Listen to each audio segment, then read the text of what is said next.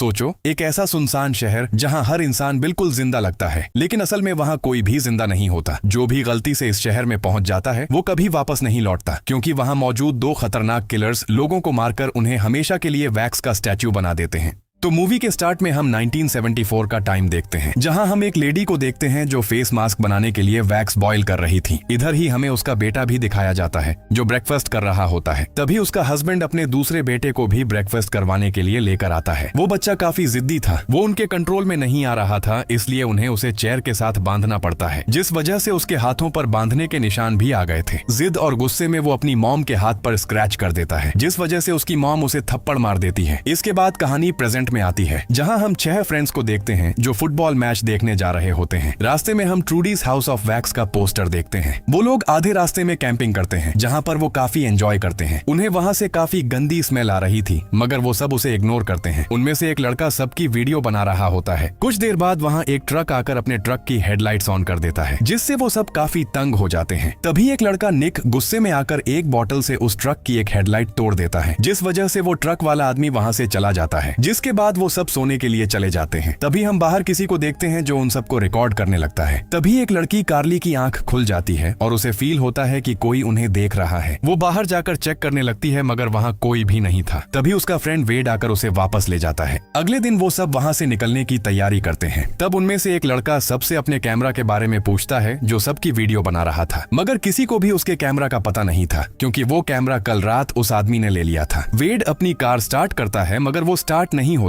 वो देखते हैं कि उसकी कार की फैन बेल्ट खराब हो गई थी। उस तरफ जंगल में कार्ली अपनी फ्रेंड के साथ होती है। तभी उन्हें फिर से वही स्मेल आने लगती है। वो दोनों चेक करने जाती हैं कि ये स्मेल आखिर कहां से आ रही है। तभी कार्ली एक डिच यानी एक गड्ढे में गिर जाती है, जहां काफी सारे मरे हुए जानवरों की लाशें पड़ी हुई थी। उनमें एक इंसान का हाथ भी था, जो देखकर कार्ली चिल्लाने लगती है। तभी वेड आकर उसे वहां से बाहर निकालता है, यानी कल रात उन्हें जो स्मेल आ रही थी वो यहीं से आ रही थी। तभी वहां पर वही ट्रक फिर से आ जाता है जो रात को उनके कैंप के पास आया था। उसमें से एक आदमी निकलकर मरे हुए जानवरों की लाशें उस डिच में फेंकने लगता है। तब कार्ली उस आदमी से उस हाथ के बारे में पूछती है। वो उस हाथ को निकालता है और बताता है कि ये नकली है। वो आदमी काफी अजीब तरीके से हंस रहा था। वेड उस आदमी से किसी मैकेनिक के बारे में पूछता है। वो आदमी उन्हें मैकेनिक तक छोड़ने के लिए लिफ्ट ऑफर करता है, इसलिए वेड और कार्ली उसके साथ अपनी कार के लिए नई फैन बेल्ट लाने के लिए चले जाते हैं और उनके दूसरे फ्रेंड्स मैच देखने चले जाते हैं। मगर वो लोग एक बहुत बड़े ट्रैफिक जैम में फंस जाते हैं, इसलिए वो डिसाइड करते हैं कि वो वापस अपने कैंप एरिया में जाएंगे। दूसरी तरफ गाड़ी में वो आदमी कार्ली को काफी अजीब तरीके से देख रहा होता है। तभी कार्ली उसके पास एक नाइफ देखती है। उन्हें वो आदमी काफी अजीब लगता है, इसलिए वो रास्ते में ही उतर जाते हैं और वहां से जाने लगते हैं। वो दोनों एक टाउन में आ जाते हैं, मगर वो टाउन बिल्कुल खाली था। उनके अलावा वहां कोई भी नहीं था। वो लोग एक गैस स्टेशन में आ जाते हैं, मगर वहां कोई भी मौजूद नहीं था। तब कार्ली को उसकी फ्रेंड की कॉल आती है। वो उसे बताती है कि हम ट्रैफिक की वजह से वापस कैंप एरिया जा रहे हैं। कार्ली उसे अपनी लोकेशन बताती है कि हम बस यहाँ से फैन बेल्ट लेकर निकलने लगे हैं। फिर वो लोग एक चर्च में जाते हैं। तभी एक आदमी बाहर आता है जिसका नाम वू था। वेड उसे बताता है कि हमारी कार की फैन बेल्ट खराब हो गई है। तब वो कहता है कि मेरा एक पेट्रोल पंप है और हो सकता है कि मुझे वहां से कोई फैन बेल्ट मिल जाए। वो उन्हें आधा घंटा वेट करने का कहता है। वो दोनों टाइम पास करने के लिए उस टाउन में घूमने लगते हैं। उन्हें एक घर में एक औरत नजर आती है जो उन्हें देख रही थी। तब उन्हें वहां एक वैक्स हाउस दिखता है, इसलिए वो लोग अंदर चले जाते हैं। हालांकि डोर के बाहर साफ साफ क्लोज लिखा हुआ था, मगर एक्साइटमेंट में वो लोग अंदर चले जाते हैं। उन्हें वहां बहुत सारे इंसानों के स्टैच्यूज दिखते हैं, जो देखने में स्टैच्यू बिल्कुल नहीं लग रहे थे। वो बिल्कुल इंसान लग रहे थे। उनके एक्सप्रेशंस भी बिल्कुल असली इंसानों जैसे लग रहे थे। उन्हें वहां एक डॉग भी नजर आता है, मगर वो रियल था। वेड उसे देखकर डर जाता है। तब कार्ली एक मिरर में देखती है, जहां बाहर किसी को देखकर वो डर जाती है। वो बाहर देखते हैं, मगर बाहर कोई नहीं था। जिसके बाद वो दोनों वू के गराज चले जाते हैं। उन्हें वहां से एक बड़े साइज का फैन बेल्ट मिल जाता है। तब वहां वू भी आ जाता है। वो उनसे कहता है कि मेरे घर में एग्जैक्ट उस साइज का फैन बेल्ट मिल जाएगा जो कि उन्हें चाहिए था, और वो दोनों उसकी बात मानकर उसके साथ जाने लगते हैं। रास्ते में वो उन्हें ट्रूडीज हाउस ऑफ वैक्स की कहानी बताता है, जिसका ये पूरा टाउन है। उस फैमिली में हस्बैंड डॉक्टर था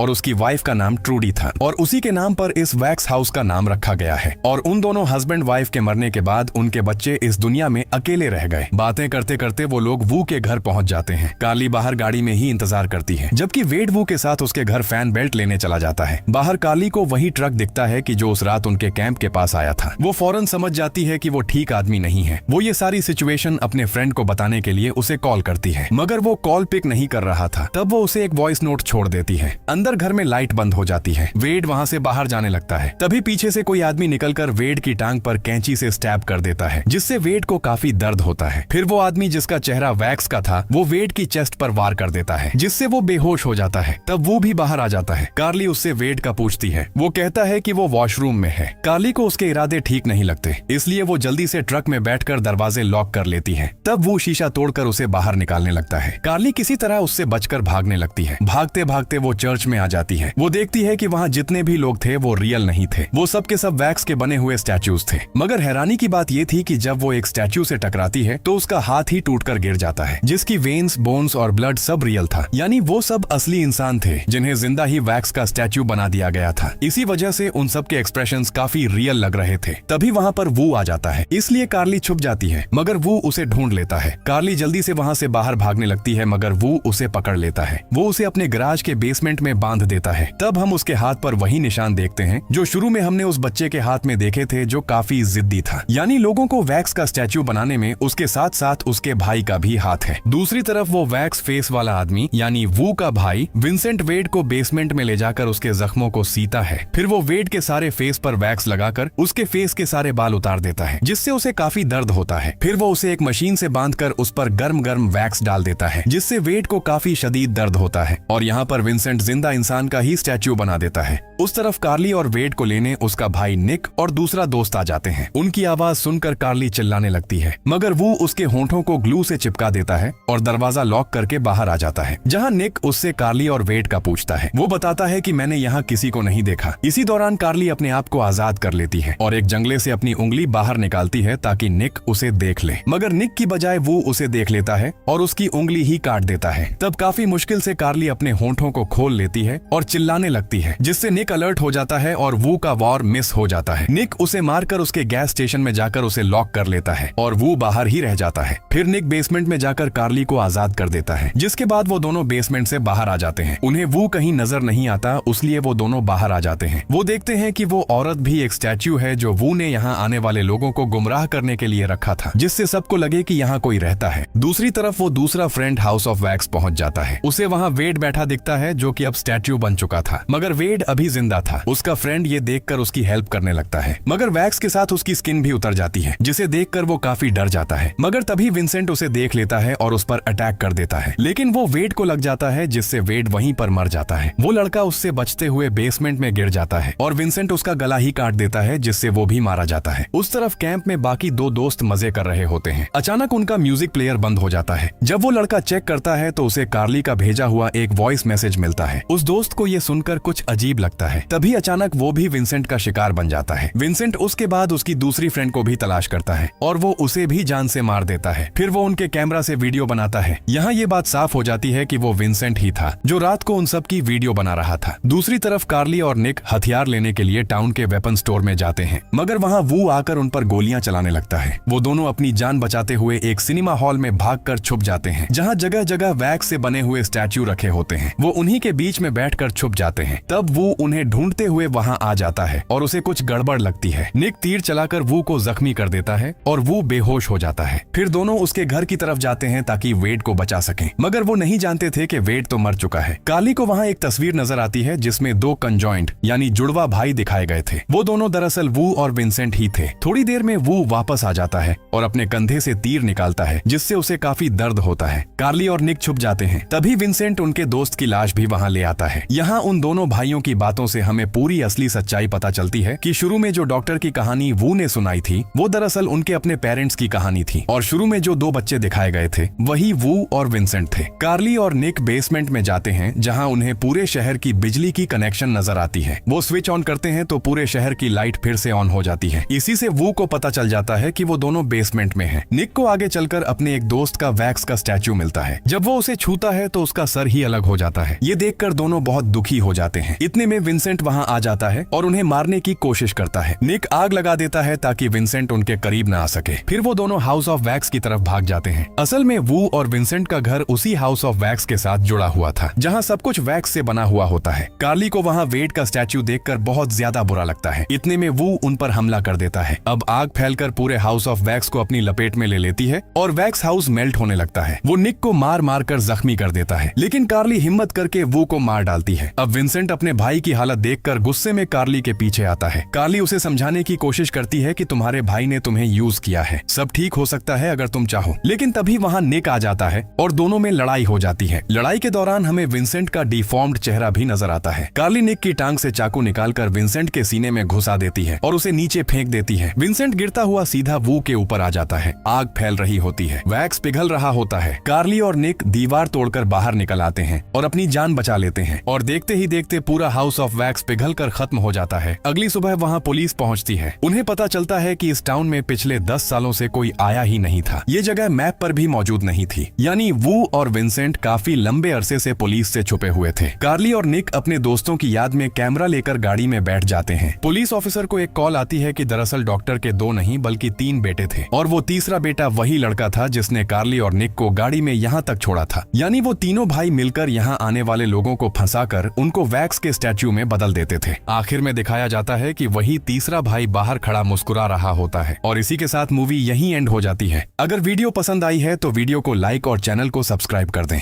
थैंक्स फॉर वॉचिंग।